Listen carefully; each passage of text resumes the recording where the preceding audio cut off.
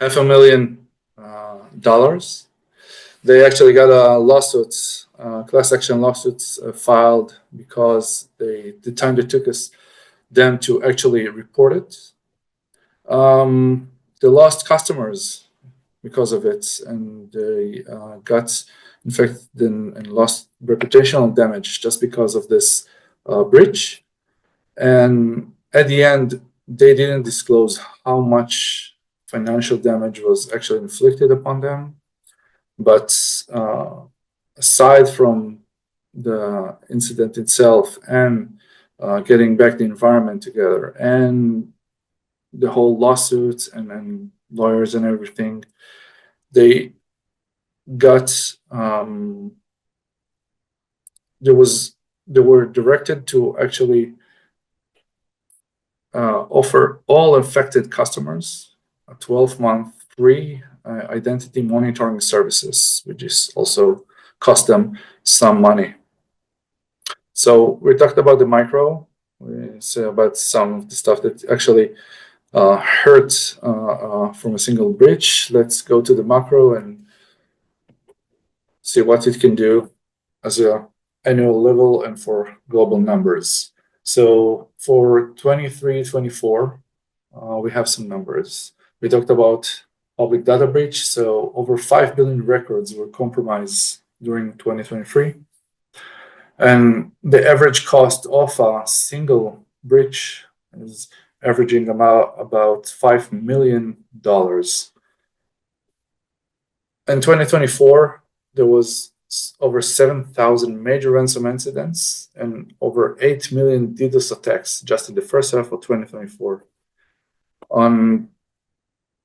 There's a company that actually monitors a lot of the internet and a lot of the things and breaches that's going on called Netscope, and they figure out there's about every 39 seconds there's a new breach or cyber attack going on, which annually cost over for 800,000 different cyber attacks. Let's talk about some of the top threats and some of the risks that you're probably gonna be facing. Two major companies. One is organizational. It's the Open Worldwide Application Security Project, the OWASP. They are free non-governmental organization. It actually has top 10 application. They give a lot of best practices and frameworks to work with applications and now even AI. The Cloud Security Alliance, which is an organization dedicated for cloud security. They offer their attack vectors. They have a lot of free information regarding top threat and cloud security, best practices, and everything else. So they have the top threats, which we can see: misconfiguration, identity and access management, insecure interfaces is the top 3 over here. As an example, let's say you got AWS buckets open. This is a misconfiguration. If you have any type of like hard-coded credentials or passwords inside your code, this relates to stuff like identity and access management, or if you don't implement multi-factor authentications. Insecure APIs, all things exposed by API, we can also see it in the top 10 API, mostly relates to authentication and authorizations. And if you look at the OWASP top 10 for application, we can see also injection, cryptographic failures, insecure design, and broken access. Broken access is also information identity and access management type of risk. Security misconfigurations, number 5, is relates to the threat itself and insecure interfaces. And we can see all relates and everything here as it correlates to the everything that you will might face. If you'll talk about some of the challenges, let us see what our early startups might face. Some of the challenges might be due to low budget, due to not a lot of personnel that can actually do, not even paying attention for security as in the first place at all. So if you see some of the challenges over here, and I'd love to hear if you have other challenges that you might face.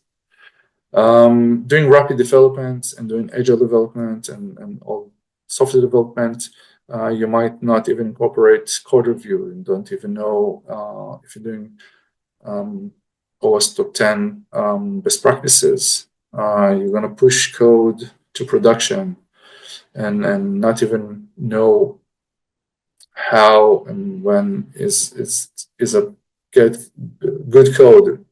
Is it have vulnerabilities? Controlling who has access. So maybe you don't have time to really have granular RBAC, any type of permission or access control for different accounts. You're just going to give admin to everyone and have powerful user use some type of use all admin privileges. If you're thinking about compliance and think of regulations and privacy, due to limited team members, you may not have the enough capability to know how much of your sensitive data is actually protected. What our regulations or compliance needs are actually met, and if you're actually following what you need to do. Visibility, also over here we got the type of monitoring. Sometimes you don't be able to know just because of personnel, just because of lack of awareness or lack of knowledge, what actually need to be logged, what actually need to be monitored, how to set up alarms correctly. If something actually happened, so is there an incident occurring? Would you be able to recuperate in a meantime? Would you be able to detect it in time? Would you be able to actually have a proper incident response playbook for you to getting back and get the business together? So this is some of the challenges as small teams and early stages startups face. If we can talk about the benefits, that's actually incorporating security from the beginning can help you. So protect data, as we saw before with Ticketmaster, and we're going to see early after that also different startup specific recommendations. Also, we're going to take building trust with your customer, building trust with partners, creating investors and helping them build trust with your company. So building security will help investor to feel comfortable to put their money inside with your startup. Dealing with compliance and different legal requirements, so you won't be able to you will be able to regulate and mitigate any type of recommendation or regulation that's coming your way. Being able to meet requirements, even if you do compliance. There's two major certification like ISO 27001 or SOC 2, which is highly appreciative and sought after by different customers or enterprise companies. You can have a market differentiation for you to put yourself as a leading in a market. Strong security can be an advantage for you. Customers want to know data is being safe and safely procure, and also vendors that work with you or partners with you. They want to know that you won't be the third party, the snowflake in the Ticketmaster example, for them to get cyber attacked from you. And also, as we talked about earlier about architecture, building good foundation can help you grow and help you scale in a better way. So later on, you won't be having time to rethink and rework your infrastructure, and you'll be able to have mitigating everything that you prepared for early on. So let's continue for some of the things that you need to and want to plan ahead. We talked about the requirements, so this is really a good thing to think about early on. What's my customer actually need? What my business goal? Do I have a specific operational needs that I need to comply to? Do I have regulations or compliance needs that I need to adhere to? Thinking about those things and having early on architecture is crucial, and planning for how and where my startup regions and cloud security cloud provider will be is most important. Choosing a hyperscale, let's call it a cloud provider like AWS, like Google, like Azure, even Oracle or IBM, Alibaba if you're working in China, is mostly will be beneficial, even as a first recommendation and even early later on. Tomer talked about things that you consider. So as a startup, yeah, you're gonna consider service location. Where are my customer? Where do I need to have regions for serving my customers? Do I need regulations? Will I need to have my data reside in one place? If I serve, let's say, Europe and I have your customers, do I need to make sure my data is not leaving European jurisdiction? And even consider startup benefits. As some of my financial incentive that I get from certain type of cloud providers, or even I have professional assistance from some of them. This is something that you need to actually think about. Tomer mentioned before about really thinking about what happened when, let's say, my benefits ended, or what happened if I'm not getting enough. I finished my credits. So thinking about migrating can also be a problem. If you build early on and think about building immutable type of infrastructure, or building a cloud agnostic type of infrastructure, let's say Kubernetes, you can probably avoid vendor lock-in and be more attentive to maybe types of budget restraints here or there. But if not, you need to think about migration overhead. What happened if, how much time it would take you to migrate to a new cloud vendor? Do my team have the skill set in working in this new environment?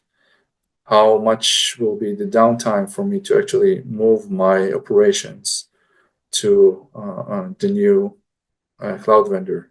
We need more staff to actually make this happen.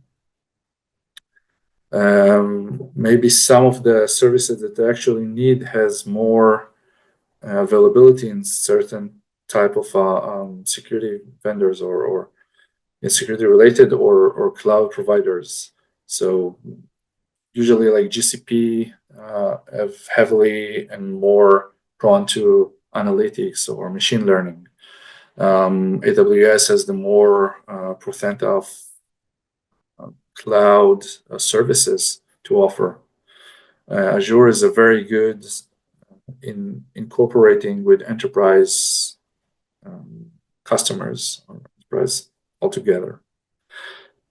And after considering everything, you can even have some type of hybrid approach. You can say, okay, I'm gonna leave some of my operation in one cloud and have a different cloud that will get, and I'll move my operation to there. So let's say moving just data backups or even analytic type of configuration to another cloud. Over here, you need to think about egress and ingress data, which may be really costly at the end. Let's think about security domains. So we talked about some of the threats, we talked about some of the risks. After we figure out what type of cloud security we want, and we figure out our recommendation requirements and maybe some of the specific needs, maybe business or regulation, let's think how to secure our environment and our company and startup in general. I get security domains for us to think how to protect different variation of our environment. So as a get-go, cloud architecture and workload, identity, data protection, application, and so also development, so and operational, logging to see and monitor, governance, vulnerability, and incident response. All those need to be work together or need to be addressed to have a good security posture, good foundation for security. Let's dive right into the different cloud architecture and different workload security and start working each domain of what we're gonna get and what will be the best actions for us to do in order to make the best way for us. So cloud architecture and workload security, as first, after we chose our cloud supplier, we need to think about some of the things I said. We plan ahead. So if we start with a poor initial architecture, it may further on, if we go, it's merely to rework our infrastructure and thinking maybe it will get us some cost overruns and gonna have some security gaps just because we didn't thought about every possible or most possible risk that we're gonna face. So as a major and primary thing, doing a high level design of our architecture gonna give us a real idea of what we're dealing with. Thinking about infrastructure, security compliances, business enablement, and I think and even use diagrams for us to think what are we visualizing the architecture itself can have great beneficial for us.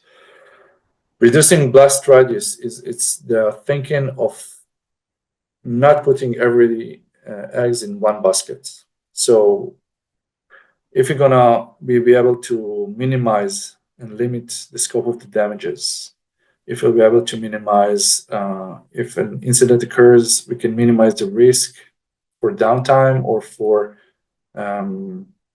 breach, and what will be able to, the hacker or third party will be able to actually get to. So thinking about reducing the blast radius, we're gonna do things like different logical environments. We're gonna separate our production environment from development and testing environment. Think about immutable infrastructure practices, doing infrastructure as a code and doing to reduce misconfiguration by human errors. Do network segmentations. Think about architecture of hub and spoke as a central hub and different spoke with different uses for elements inside our application. If you think about network separation for VNet or VPCs and security groups and being able to separate different elements and have micro-segmentation for just what we need and have control about what's going on, we're going to eliminate lateral movement inside the environment itself. So it's highly important to have a high-level design and think about all those things all together. Other actions that we want to think about regarding workload security, as we talked before about Kubernetes and being immutable infrastructure itself. We want to think about how to get best practices even for running time or for the infrastructure itself. So using hardened images for CIS benchmark, which is a company that Center for Internet Security, is a very good practice. They hardened images, they hardened Kubernetes, and they also have hardened benchmark for each of the major cloud providers. Utilizing least privilege for network access, as we said, micro-segmentation, firewalls to enable or disable the ability to go from lateral movement from one place to another. Securing workloads, for that, implementing some type of endpoint protection, even for Kubernetes, even for compute engine, for any kind there is. It's very good practice so we can detect if some anomaly happens inside, is a malware going inside, and a very good best practice to follow. Some of the cloud native security tools that we can employ over here, Security Hub to get visibility and security score for our environment, Azure Defender, and other type of CWPP is cloud workload protections tools. Let's move on to identity and access management. Over here, we're protecting the identities themselves, who is getting access to our environment. If we're going to take an example, the code spaces in 2014, it was really a long time ago, 10 years is a really long time. But code spaces was actually losing credential, and the attacker itself was able to actually get inside the console for code spaces. And he got root access and actually deleted all their assets inside from the control panel. They couldn't recuperate and actually closed their company because of it. This is an example of what can happen if you don't secure your credentials, you don't secure your identities, human or non-human identities. So some of the actions and key stuff to actually implement is MFA everywhere. Use the enforcement, go about implementing everywhere that you are actually logging into, implement MFA, implement a second factor authenticator, whether it's your phone, whether it's your specific application, like a Google Authenticator or Microsoft Authenticator. Really, really important. Don't use SMS as a second factor authenticator because of the SMS being prone to SMS phishing and SMS cloning. Try to go to centralized IAM. So pick an IDP, identity provider, and aggregate all identities to this provider and have one place to manage everything. Try to do SSO using SAML to actually log into different places. Implement role-based access. Don't do the admin. Don't give admin access to everyone. Think about how granular I can go, and think about even for human or non-human, even when you do authentication between two entities, even SaaS application, even you give your Git, be able to communicate with your AWS or cloud provider infrastructure. Use tokenization. Use implement OAuth as a guide for you to implement, and not do simple security password and username to access. If you use stuff like Caspi, let's say you use Okta or JumpCloud or applications like that, think about giving you a breaking glass account, some root accounts, preferably outside of the main account that you actually have production inside of it, to really protect this breaking glass account, monitor this, and be able to get inside your environment if everything else fails. This root account is highly admin privilege account, should be monitored, should be controlled, should have a really long password for it, should have MFA, strictly with one or two users using it, and you can follow any best practices with AWS, Azure, or GCP. All have recommendation of how to utilize this in a better and in the best way possible. Moving on to data protection. Here we're going to safeguard our data, and this will be customer data, and this could be our intellectual property. May it be the code that we use, source code itself, or any type of secrets that we have. If it's customer data, we need to encrypt it and think that everything along the way, as data is rest or data in transit, all should be encrypted. So nobody's going to do man in the middle. Nobody's going to listen or tap into the data itself. This will keep also customer trust and partner trust for us, for them to know that we actually guard their data, and apply controls to safeguard it. And most or even all of the regulators and compliances that you're going to adhere to, going to have and require from you to have security encryption, also at rest and also in transit. So applying encryption at rest and implementing KMS or key vaults for key rotation and key management is crucial. Enforcing TLS,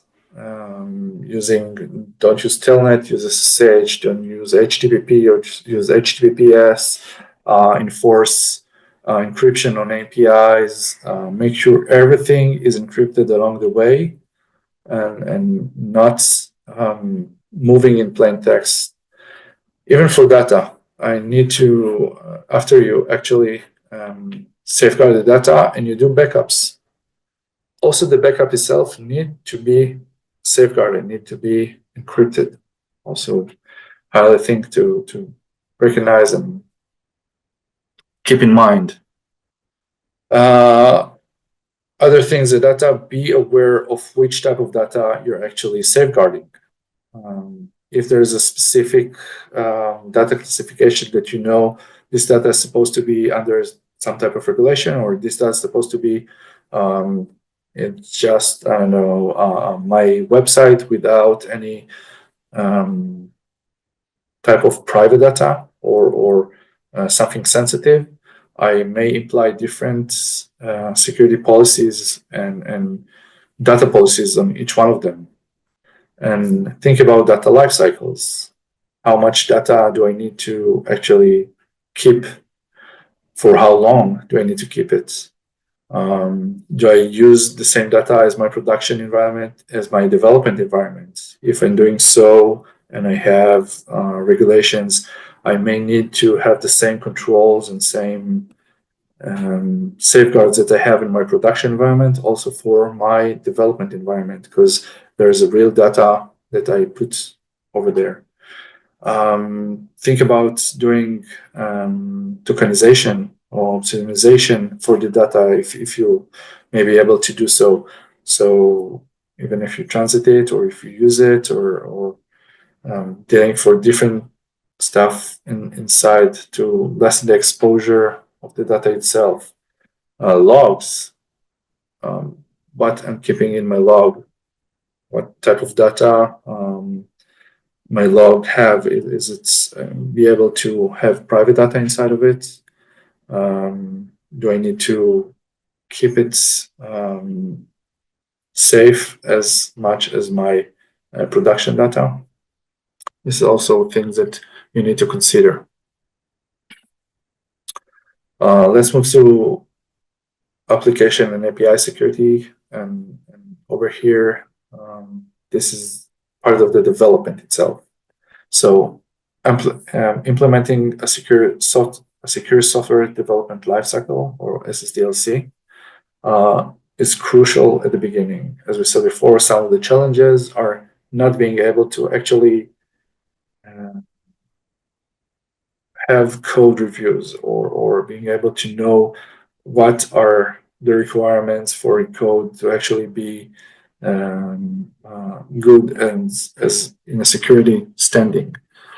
Do you follow any type of coding practices? Do you make sure you're implementing input and output validation or authentication practices on your code? So over here, we want to make sure, first of all, that we are aware. Are developers aware of the security practices? Let's say we mentioned before OWASP top 10. So OWASP top 10 or even secure coding practices, checklists from OWASP or different application will be great to be aware of. Do a threat modeling for your code. Follow Stride or Dread to actually see if your code is what are the threats to it, and are you practicing good code? You thought everything that might be in your application itself. Security coding practices. So as we talked before, input and output validation. Are we conducting it? Any secret management? Are we know where our API keys? Do we use tokens? Are sensitive credentials stored securely or are embedded in the code itself? How are we doing authentication for our applications to talk with one another? Are you utilizing data encryption? What type of cryptography are we using? Encryption algorithms. Are we doing secure logging? What are we logging with inside the application? Everything here need to be considered. Even if you do two types of logging, let's say in the development, our developer need to have informational level of logging, which shows them everything because they need to know what's going on, or debug level. We need to make sure this debug level logging not going to production, and we need to be aware of that. Some of the things that we need to consider over here and some of the tools that we may be utilizing are over here. We see like the Aqua Security Trivia, Automated Security Helper, both of them helping us to have a good security posture. They know how to build SBOMs. They know how to look at to do static code analysis. They know how to do a dependency check for open dependencies or open source dependencies. It's very good. Both of them are open source, so use them. For API security itself, are we using a WAF? Are we centralizing our API to get through a specific place? Do we use a WAF as one of the provider that supplied us, and what rules are we applying to it? You may want to consider Akamai Cloudflare and Capsula to also not do WAF, but also get DDoS protection and also get some DNS and CDN for your application. You'll be able to get management for the SSL certificates and automate renewal for them, zero trust access. So this is another thing to consider over here. After we're doing API, we also want to secure our operation and the CI/CD. So over here, we want to incomplete the pipeline itself. We want to make sure our pipeline is secured. If not, we're going to have problems. Integrity and security over here will prevent vulnerabilities, will prevent expensive fixes in production later on. So we need to consider it early on and make sure we are actually making good practice with it. So CI/CD basics setup, as we see here, automate the CI/CD pipeline. Make sure you utilize infrastructure as a code to eliminate any type of misconfigurations. Make sure you're checking your infrastructure as a code, your policies that you're implementing. Make sure no secrets are inside of it. Use automated scans for making sure no type of credentials or secrets are inside the code itself. Utilize least privilege. Make sure not giving the building the infrastructure most privilege. Don't give apostrophe type of privilege to do everything. If a pipeline, specific pipeline, is supposed to do one thing or gather one type of environment, only have access and make this environment, build this environment, and don't give it to everything in all regions and everything.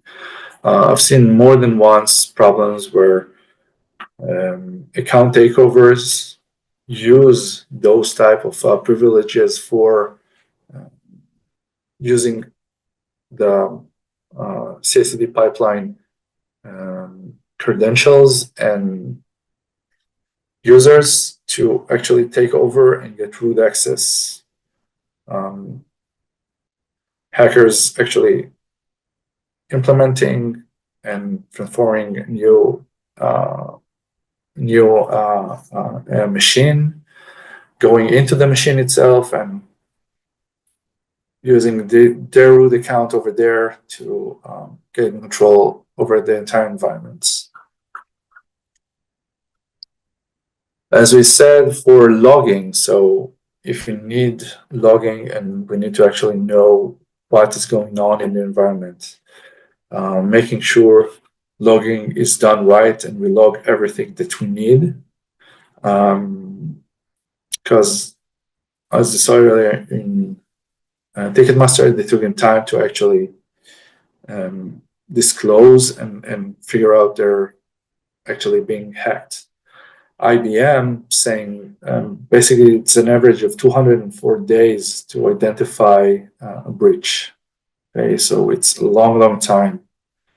Use it actually organization or companies that actually use threat intelligence can do acknowledge it and almost a month earlier. Almost 80 days to constrain a breach. And as we said before, a data breach for actually have a life cycle. If it's below 200 days, as we said before, the longest data breach took 328 days for a life cycle itself. We're getting recognized, we're getting treated, to implement, to actually be resolved at the end. It may cost for around $1 million for that kind of data breach to actually be resolved and get together. So logging, as we see here, we're going to want to label logging for any critical system. Making sure admin audit is going on, network access going on, different application audits is going on, and we know what's going on inside the application, how it's operating. We're gonna wanna make sure our IDP authentication authorization logs are all gathered in one place. We wanna centralize our log and keep it in a different place, immutable, and want to make sure nobody can actually alter them. This is also a requirement for different regulations that you won't be able to actually change the log. This is for auditing and forensic capabilities later on. Even legal suits are usually tend to use logging for as evidence. And minimum here for we said for 90 days, this is for early on startups, but later on there are some requirements and some regulations that actually need you to keep like 2 years. IRS and financial even have 7 years and going on. Early on stage, startups won't usually implement any type of SIM or SOAR, which can be a great help for you to actually know and do event correlation between different logs. So you wrap up your logs in one place. You have a SIM control to actually look about all the logs and give you an output to actually make the definition if it's anomalic or is it great and then part of the ongoing operations. Elastic Stack is a good log operation. You've got also Datadog and other type of PRTG and other stuff for monitoring. Utilizing EDR, as we said before, for mutable workloads. You need to keep them safe. Also, you need to keep safe your own laptops for everyone and computers, everyone you're working on, because there's no big data warehouse, big data server farm, and most of developers and personnel working from their own personal computer. It's very important to implement an EDR tool in the computer himself to eliminate any type of account takeovers and breaches that can come from the computer of different developers or team members. If we're looking about governance, over here, governance is our strategy for the long run. Starting small and even having the application to know what are the risks that we're gonna face, where should we put our money, where should we think to have controls. This is really important to do first of all. So risk register is crucial to understand where, when, how much money we need to implement in different areas. Thinking about some of you probably have customers that actually asking for them to do security questionnaires or vendor questionnaires to implement, and you're going to keep answering the same questionnaires or similar questionnaires with different customer partners. Over here, there's a STAR questionnaire, and basically the STAR is from the CSA. It's Security, Trust, and Assurance Registry. Answering that questionnaire can help you show that you're are a good stance with security. It has 3 levels. You can answer the self questions and self application as the first level. Second is an auditor, and third is actually continuously checking you year after year. Other than that, you need to think about going on a more mature level. If you want to do and implement compliance that actually gonna help you get more customers, help you get more training and more markets to go into. Thinking about SOC 2 or ISO 27701 is a very good starting point for compliance level and showing that you are you have trust. Both those tools or frameworks can help trust building for your customers and for your partners. So maybe not early stages, but continue a little bit on. It's maybe a good indication for you to show others that you're actually managing your security. Third-party vendors. You as a third party and you with the vendors that you're working with. It's very, very important to have validations and keep tabs of who you're working with, what type of data they have, keeping NDAs with everyone, having a minimal security evaluation. So don't give each type of control or getting to your data for everyone that you actually do business with. So vet and make sure you know who you're doing business with.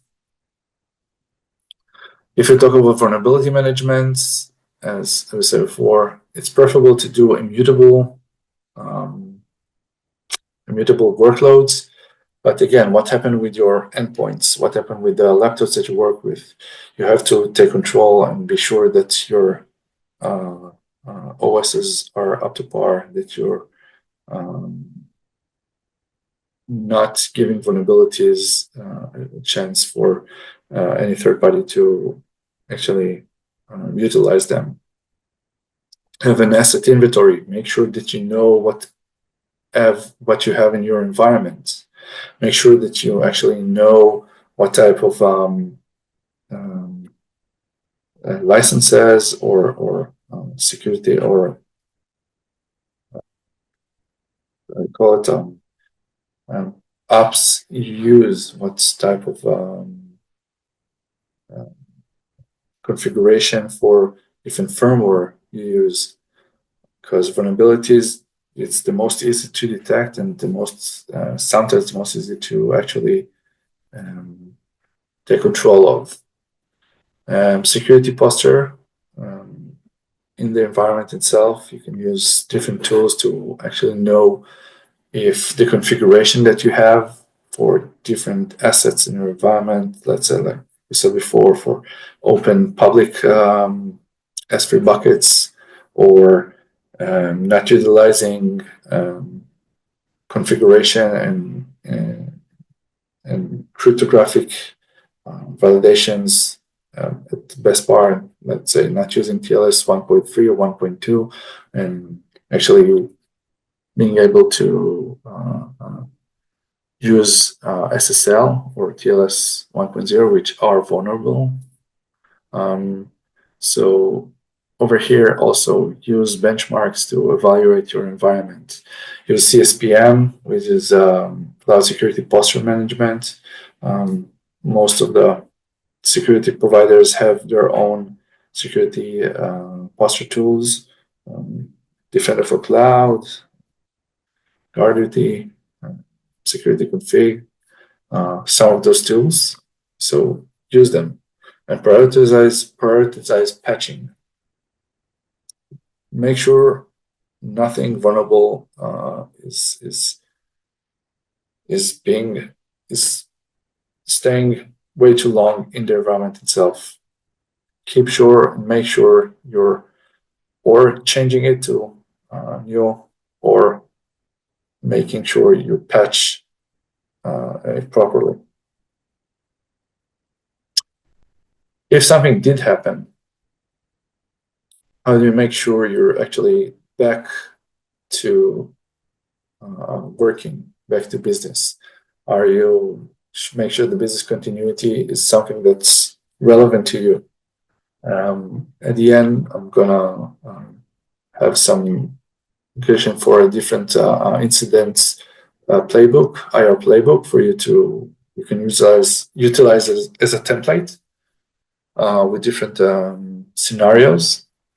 But make sure you know what to do. Mostly when incident occurs, people are just panicking and don't know what's happened, how to get back, what are we going to do now? Are we doing things proper or not? So things like we said before about having infrastructure as a code for you to be able to get back online as soon as possible. Being resilient for your infrastructure, and being able to get backups back online. Use automated snapshots for getting back, getting your service up.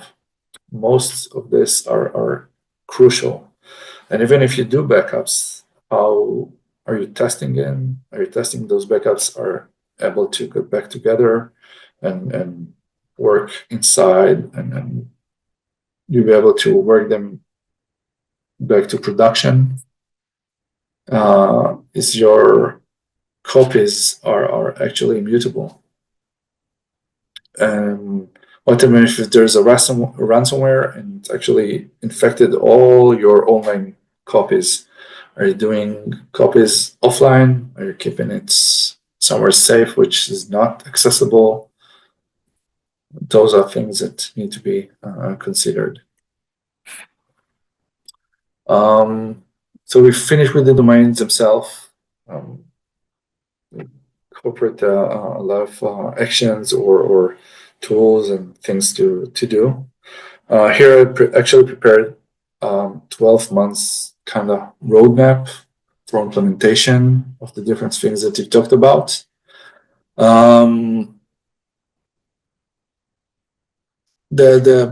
Basically the roadmap controls, as I said, different domains, and I think we can just go over it pretty fast because everything we talked about is actually over here. Enforce MFA. Make sure your endpoints are encrypted and have EDR on them. use an IDP, corporate accounts, and make sure you're not sharing any type of information outside. Utilize monitoring and prepare incident response. Make sure your compliance are met and figured out. Going on, implement RBAC, implement CI/CD pipeline to eliminate vulnerabilities. Implement tools like Chekhov or stuff like that to manage open source and SASTs, static code analysis. Employ SIEM-Tool if you would like, or SOAR type of compliance. Start thinking about SOC, start thinking about making your environments being par and controls as type of the compliance that you want to for your customers. Making sure you're doing incident response, making sure you're develop playbooks accordingly, making sure your backups are safe. You're doing risk management for your vendors. You're starting utilizing automating response for everything. You're making sure data privacy is kept. And going for achieving the compliance and trust, and thinking about zero trust, which we talked about as early as in identity and access management. Here's some of the resources that we talked about. Competent, and I think Tomer will get them to you. So we have here tools that are used for DevOps, we use for development, we use for cloud security as a whole. Also, the CSA and OWASP and CIS benchmark are over here also. There have been plenty of security best practices and recommendations you can follow. Over here, those are the link to their where you can find everything. So resources also get through Tomer, and we'll give him a much longer list of other resources.